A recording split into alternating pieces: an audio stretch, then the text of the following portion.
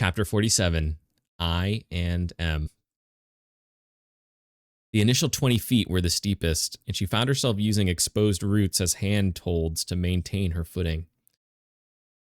After that, the grade became more gradual and she could walk upright, but felt her body lurching forward with each step. She heard Lou grunting as he also attempted to descend. "Ina, where are you?" he whispered. It gradually got darker as they moved further away from the entrance, and the grade improved until the ground was almost horizontal. Ina halted when she could no longer see the ground in front of her, peering into the darkness. She glanced back and saw Lou approaching. "I'm here," she whispered. "Ina, we have no light. We should go back and wait for Jacob." He was staring into the cave, eyes squinting, trying to see her. The high-pitched trill sounded again, echoing down the tunnel, like it was right next to them. Ina focused for a moment, altering the skin of her right arm to turn slightly bioluminescent. The dim glow just barely illuminated the nearby soil and rock. "I see," whispered Lou, finally looking at her. "If we must go, lead the way. I will follow." They progressed slowly, quietly, deeper into the cave. Up ahead, a gentle green glow started to be visible, which grew brighter as they moved forward. Ina shifted her glowing arm back to camouflage as the light increased, and soon they could see it was coming from an opening at the end of the tunnel. The opening was a broken wall lined with dark rectangular stones.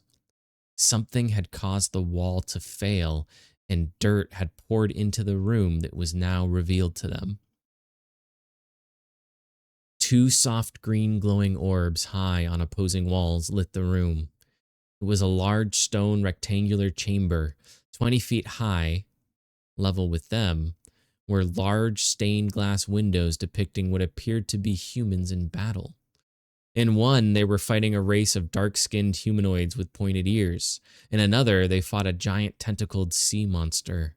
In all of them, the large moon was present in the sky above, featured prominently.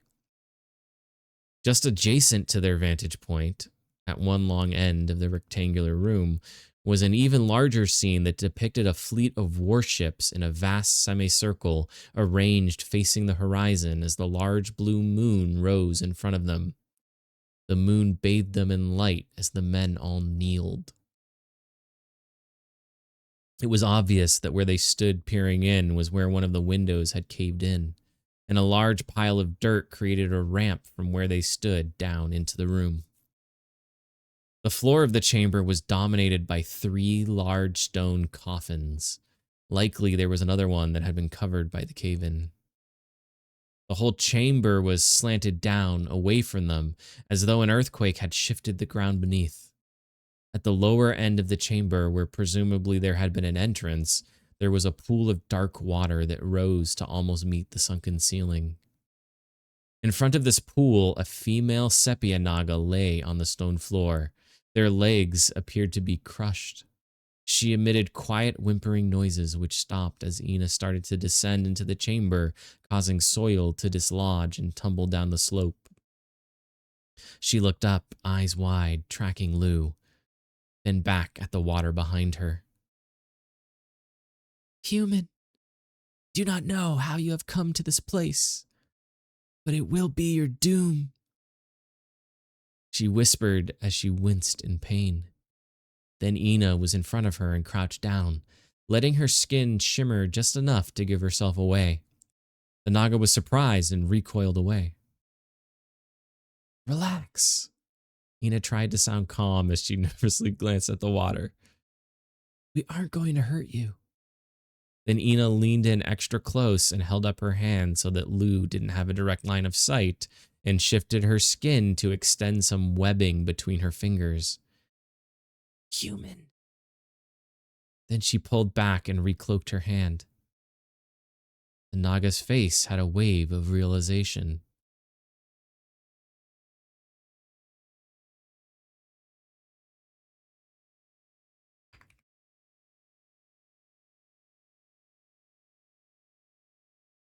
Is the creature in the water? Ina spoke as quiet as a whisper. The Naga, extremely wary, nodded.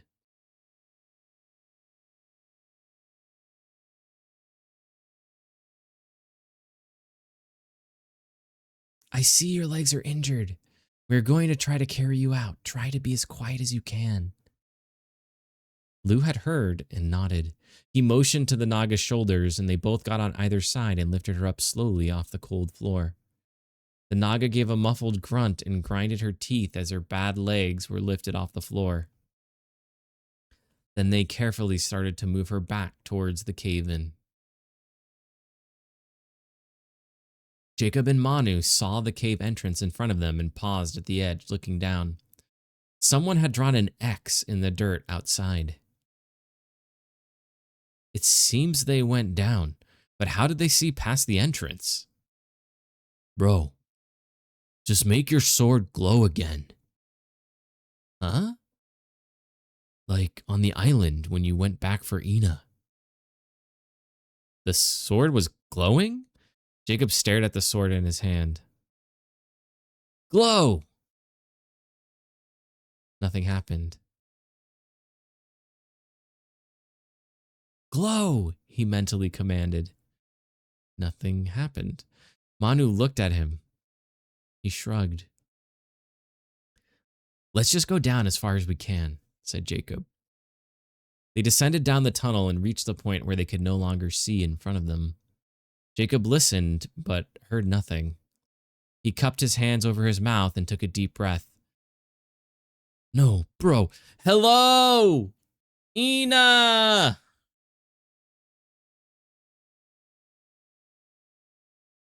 That stupid human, Ina thought.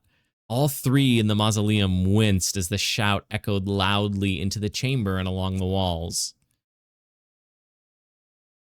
The surface of the water rippled.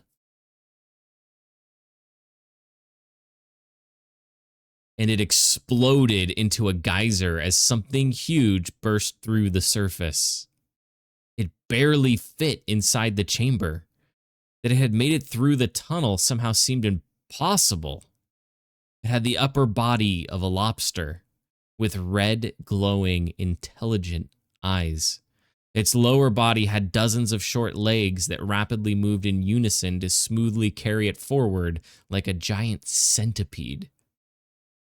They had just gotten to the base of the cave-in. Ina gave a loud, high-pitched trill up into the tunnel. The creature closed the distance impossibly fast. Ina only noticed the large claw attacking when it made contact with Lou's walking stick with a loud crack. He had somehow got out from underneath the Naga and parried the monster's attack. The creature seemed surprised and pulled back briefly, eyes assessing them. Then its claws started to glow. Jacob heard Ina's trill and pushed ahead to the darkness with Manu at his back. His foot caught on a root and he tripped, falling forward, but continued to scramble on all fours, eventually spotting the green light ahead and then standing up and running once he could make out the ground again. He pulled up to the opening and looked in. What the fuck is that? He said as he looked at the monstrosity. Pull her up! Her legs are broken! Shouted Ina when she saw him in the opening. Jacob saw that it was a sepia naga, and as Ina carried her partway up the dirt pile, he was able to grab her arms and lift her up. Jacob spoke fast. Manu, carry her to the exit. Ina, you need to help them through the tunnel. He grabbed her arm and pulled her up. He looked back into the chamber as a claw struck at Lou with a glowing flash. Lou's stick rose to meet it and they connected, but this time Lou was flung backwards into the nearby wall. He grunted as he fell to the ground. Lou! Jacob shouted as he slid down the dirt pile into the chamber. Manu immediately picked up the Naga, who cried out as he threw her over his shoulder. Ina lit her skin as bright as she could, illuminating the tunnel. Manu started sprinting down it, crossing the distance that had taken minutes in seconds, quickly arriving at the area bathed in the light of the opening. He looked up at the steep incline. Ina, get up. I'll climb as hard as I can and then grab you.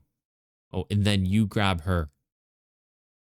As Enoch scrambled up, Manu climbed using one hand while the other held the Naga.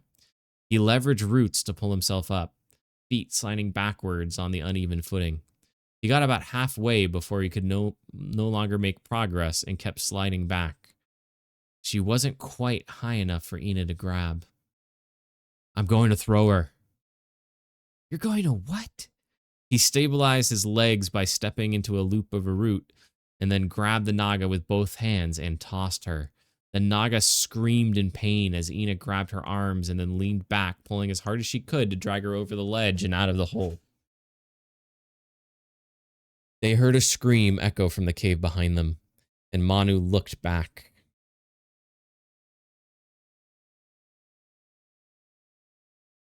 Ina, I'm going back. I'm supposed to carry her back, she thought. Ina opened her mouth to protest and then changed her mind. Jacob's down there. Instead, she nodded and Manu turned and slid back into the darkness. That left her alone with the injured Naga that couldn't walk. Ina quickly threw her sundress back over her head and grabbed her satchel.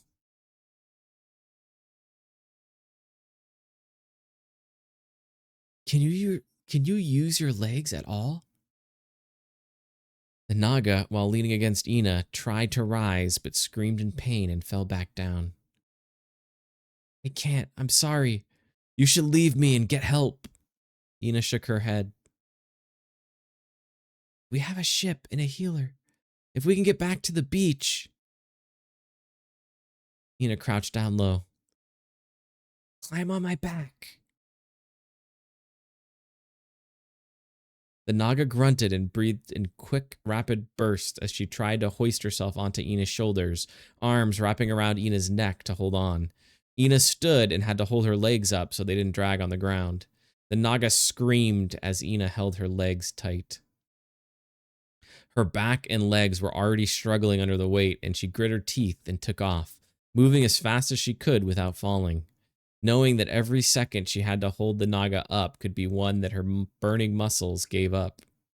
The Naga's left leg had opened and started bleeding onto Ina's arm. Fortunately, the terrain was not rough, and she was able to get to the edge when she was forced to stop.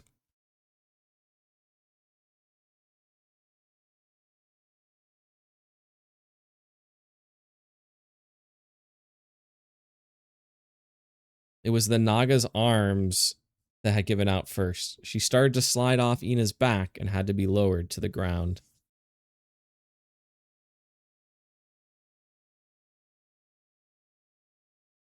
Ina was gasping for air, and her arms, core, and legs burned and felt weak and wobbly.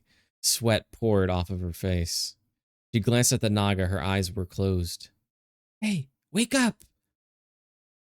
The Naga did not respond. Drown it! We are so close! The raft has to be nearby. Help! She started yelling out. Brennan! Jessica!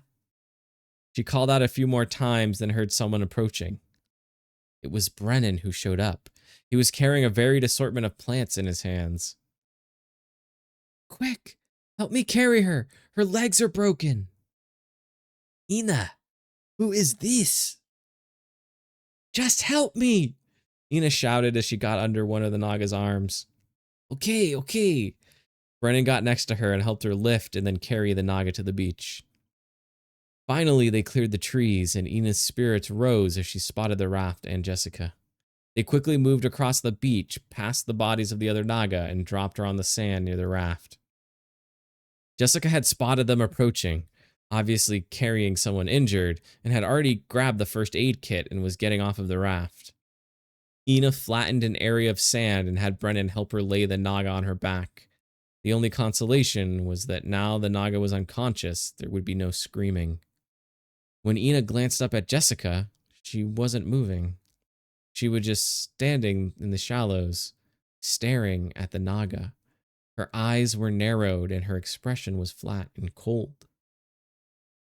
Jessica, come on! She needs help! What's Wrong, said Ina. No, said Jessica.